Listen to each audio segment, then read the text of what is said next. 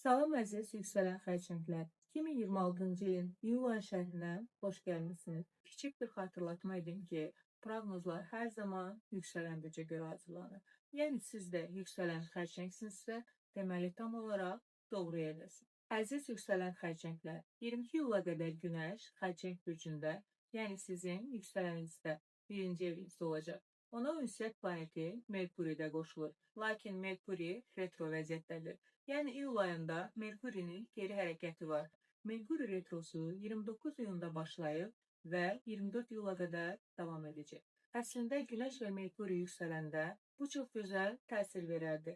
Amma Merkuri retro olmasaydı bu keçidin dadını daha rahat çıxardardınız.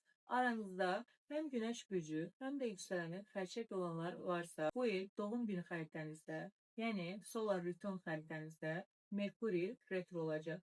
Bu da il boyunca Merkuri retrosu təsirlərini daha çox hiss edəcəyiniz mənasına gəlir. 22 iyula qədər Günəş yüksələndədir, Merkuri də yüksələndədir, amma retro vəziyyətdədir. Buna görə də münasibətlərdə gərginlik yaratmırıq, kiməsə ilişmirik, dava etmirik, kapris göstərmirik. Çünki Merkuri retrodayken dediklərimiz həqiqətən yanlış başa düşülə bilər.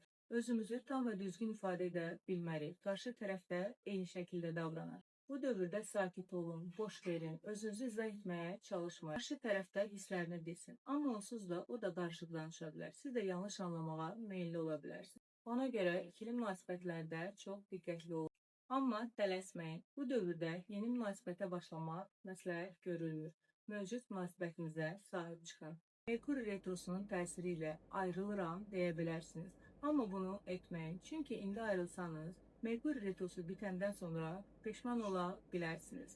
Əlbəttə, bitməsi lazım olan münasibətlər bitəcək. Bu o deməkdir ki, həmin münasibətin təməli çox sağlam deyilmiş. Çünki elə münasibətlər var ki, nə Merkuri retrosunda, nə Venera retrosunda, nə də Mars retrosunda tərsələnmədən davam edir. Əgər iki tərəf razılaşmaq və münasibəti qorumaq istəyirsə, bir yol tapar. Amma alınmırsa, deməli alınmır. Bitməsi lazım olan bitir. Bu dövrdə keçmişdən biriləri yenidən həyatınıza qayıda bilər. Amma unutmayın, Merkuri retrosunda keçmişdən gələndən yeni başlanğıc olmaz. Bunu yadda saxlayın. Merkuri yüksələnizdə olduğu üçün fiziki sağlamlığınıza da diqqət edin. Yediklərinizə, içdiklərinizə fikir verin. Xüsusilə mədəniz daha həssas ola bilər. Ümumilikdə sağlamlığınıza diqqətlə yanaşın. 22 iyuldan etibarən Günəş Şir burcuna, yəni sizin ikinci evinizə keçir. Bildiyiniz kimi iyul ayında Yupiterdə artıq Şir burcunda olacaq.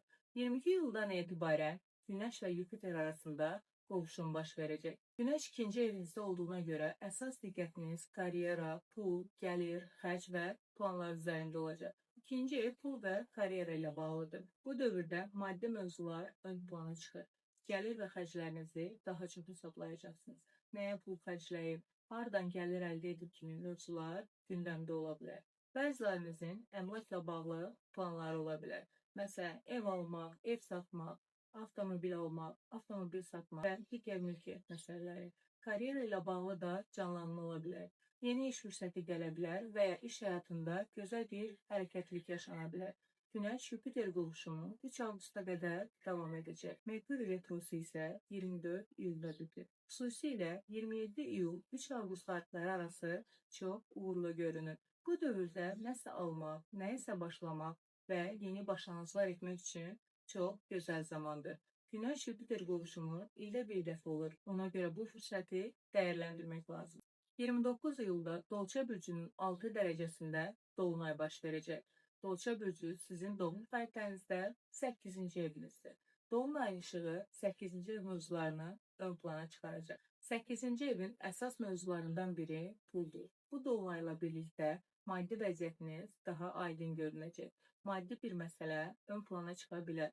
8-ci ev yalnız şəxsi pulunuzu deyil, həm də həyat yoldaşı ilə ortaq pulu, ailə ilə ortaq maliyyəni, ortaqlıqlarla bölüşülən gəlirləri, mirası, kreditləri, borcları, kredit kartlarını da təmsil edir. Bu səbəbdən ailə daxilində maddi bir məsələ, ortaq yatırım, miras və ya borc kredit mövzusu gündəmə gələ bilər. Yatırımlara da diqqət edə bilərsiniz. Ümumiyyətlə, iyul ayında maliyyə mövzuları bir neçə dəfə qarşınıza çıxacaq. Maddi borcluqlara və gözlənilməz xərclərə diqqət edin. 8-ci ev həm də sağlamlıqla bağlıdır. Bu dolunay zamanı xüsusilə psixoloji baxımdan diqqətli olmaq lazımdır. Çünki həmin günlərdə zehniniz çox dolu ola bilər. Narahatlıq, qorxu, qayğılar arta bilər. Bir çox məsələni fikrinizə sala bilərsiniz. Sakit qalmağa çalışın. Bəzi insanlarda fiziki sağlamlıqla bağlı mövzu da ön plana çıxa bilər. 8-ci ev dərin və gizli biliklərlə də bağlıdır. Bəziləriniz coachingə başlaya bilər, terapiyaya gedə bilər, astroloji konsultasiya ala bilər, mənəvi mövzulara maraq göstərə bilər. Bu sahələrdə hərəkətlilik yarana bilər. İzlədiyiniz üçün təşəkkür edirəm. Yenidən görüşənədək.